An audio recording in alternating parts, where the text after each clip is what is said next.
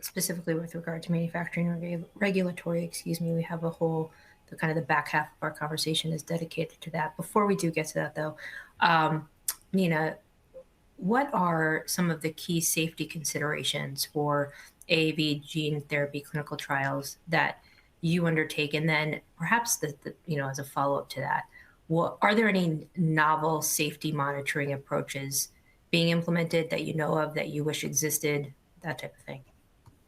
I think just in general, depending on the disease we're talking about, we hear from patients themselves and the patient community too that the field is willing to tolerate more risk if there's a higher unmet need, right? And so balancing that out. So related to that would be, delivery, local, systemic, immune modulation strategies, if systemic, as we've mentioned. Just not all AAV gene therapies are created equal. And so we want to learn from existing safety events and apply proactively immune suppression regimens if needed. And we've done this successfully with our Duchenne program, where we've been very fortunate to not only have no SAEs, but no AEs at all of special interest.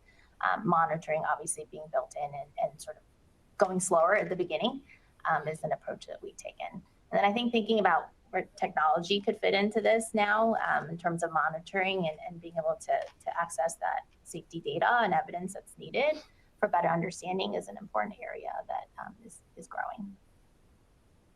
Thanks. And David, before we move on to manufacturing, which is a really big topic we're going to cover today, I wanted to give you the chance to provide some input on any of the safety monitoring that you're seeing.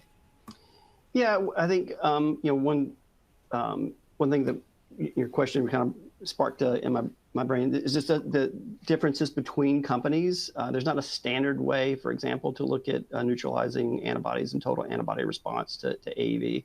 I think this is something I'm not aware of currently that where it's been really standardized. I think that would be really helpful for the field if we can again have more standards across whether it's different serotypes and different assays, so that we're not trying to from a safety perspective, this patient responded this way, this patient responded this way, but you're looking at them almost from apples and oranges comparison.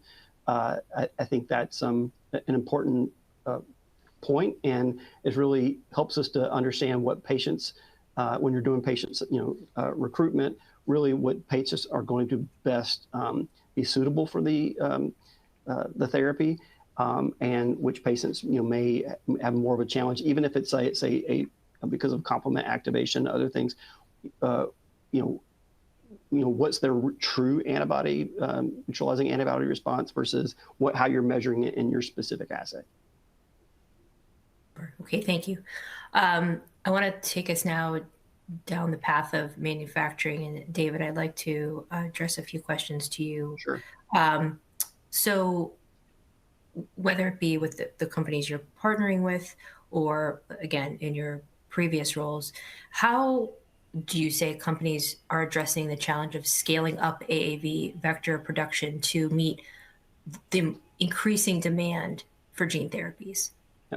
Well, I mean, I think this is for this is everybody. Quite honestly, you can't make too much vector. I haven't seen any time where I've made so much vector that either internally at the company or a client would go, oh, you made too much. Everybody wants more because there's getting more doses per batch is very critical. But again, I think this is also sound like a broken record, but an exciting time in the field because we are seeing such dramatic improvements in manufacturability of AAV.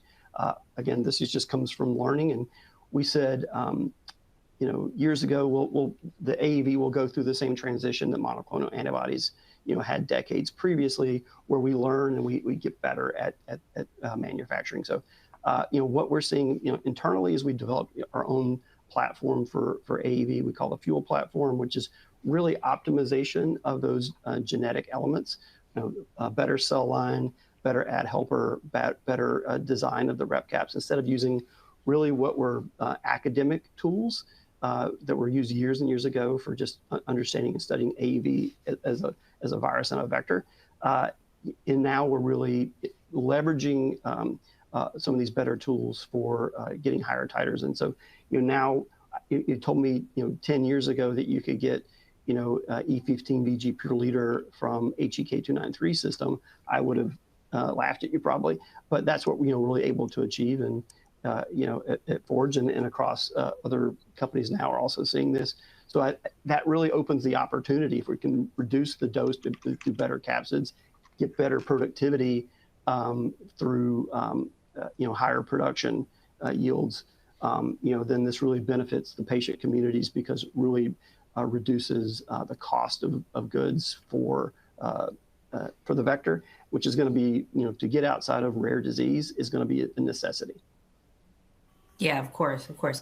And I think we'd be a little remiss here if we didn't talk about what innovative manufacturing technologies or platforms are you exploring or hearing about to improve the yield and quality of AAV vector production. So, what are the manufacturing technologies and platforms that perhaps our listeners today can look forward to in the foreseeable future?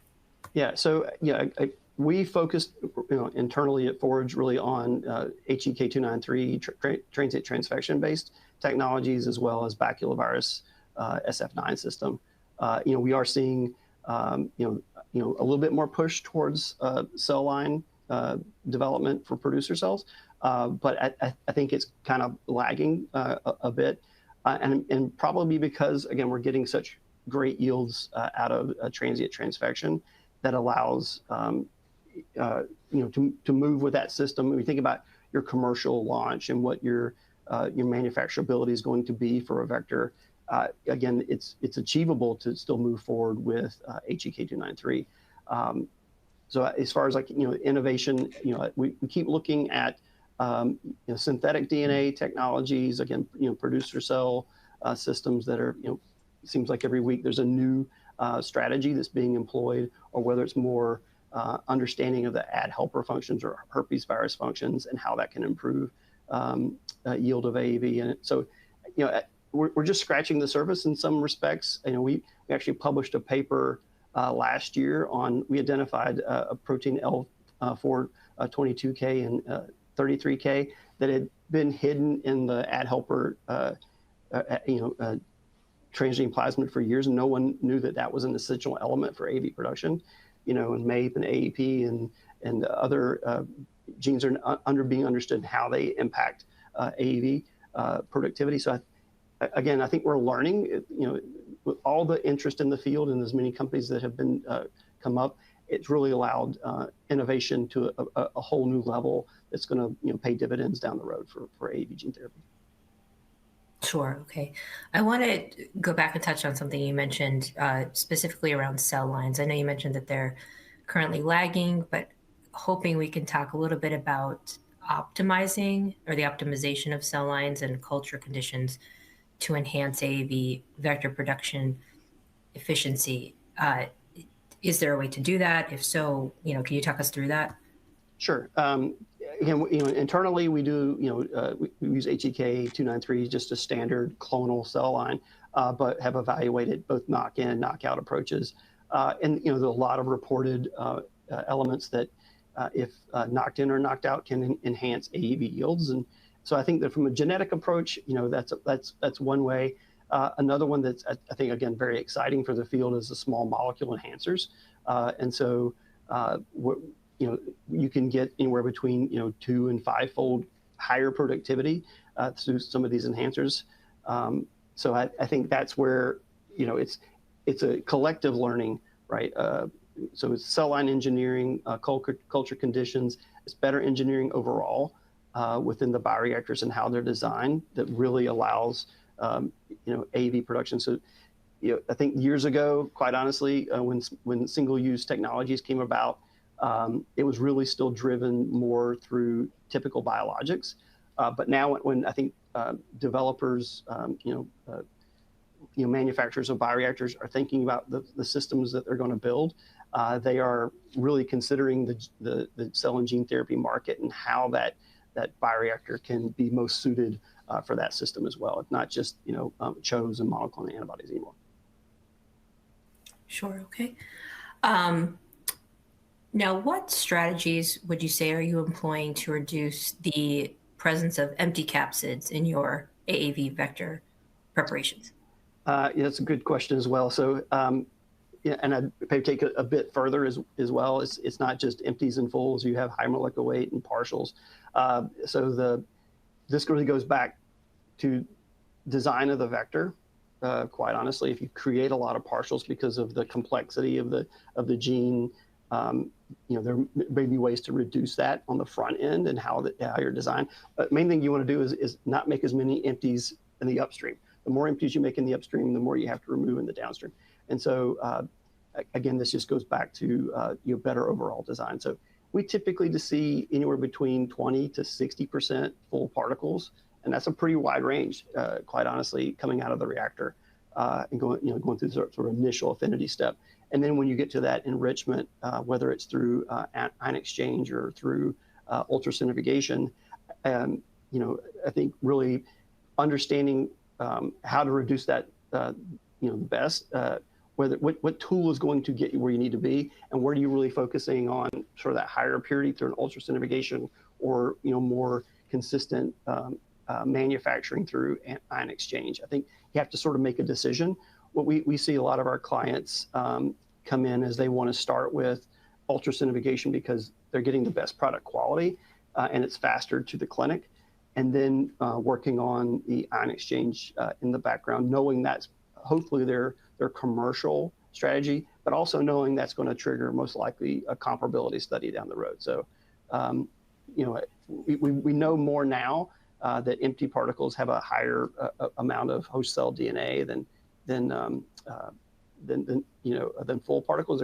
So to try and remove them as much as possible, and it's certainly achievable through AEX and definitely through cesium or ultracentrifugation to get it down to undetectable empties, which is great. But we're still having to worry about these partials and high molecular weight. So you really need to understand how do those affect your biodistribution. Are they for local administration, partials may not be as big of a problem because they can recombine and form a full length. But for systemic administration, you may need to really remove those partials so that you're not inducing immune responses you don't want. Sure. Okay. Finally, because I want to certainly hear from Nina and her perspective on this. What are your thoughts on the potential of self-reproduction systems for AAV vectors, and just your overall perspective on it, and any such technologies that you're exploring? So we're not working on that currently. It's been a sort of a holy grail for a long time. If you could do it, that would be wonderful. Again, the challenge, and what I've seen, the approach has typically been to make full particles, and then you're trying to package them in the cell-free system, because you can make a lot of empties very easily. But then again, empties, now we know more that empties are not completely empty. And so it's really difficult to rid any small host cell DNA that's in that empty particle. I think it's also exciting just outside of cell-free, but different cell systems. We see groups working on algae or yeast or plant-based AAV production. So I love the creativity and again really trying different approaches, because one of these may work really well, and if you can get AAV production, say in a yeast or algae system, it could dramatically reduce the cost of goods for AAV production. I think there's a lot of hurdles to go through those systems yet, but I'm going to keep watching to see how they advance them, because it could be transformative for the field.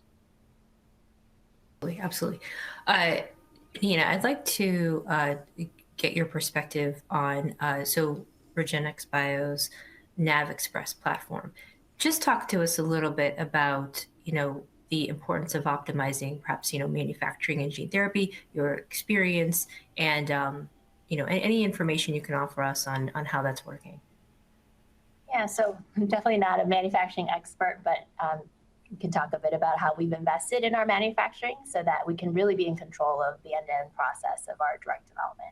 And this includes both an in-house manufacturing facility, which is here in Rockville, Maryland, and also making really great improvements in process development through our NavXpress suspension-based manufacturing process, and then implementing this process in our clinical trials. And so for a program in Duchenne, which requires larger doses, this has led to having the highest product purity ratios in gene therapy that we know of so far.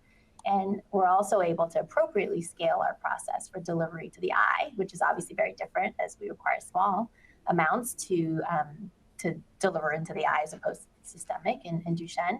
And so the co-location of our manufacturing facility is unique, and it's really allowed us to advance our programs as quickly as possible, from bench scientists to process development, manufacturing, and then quality teams all working very closely together. So we're very fortunate to have that.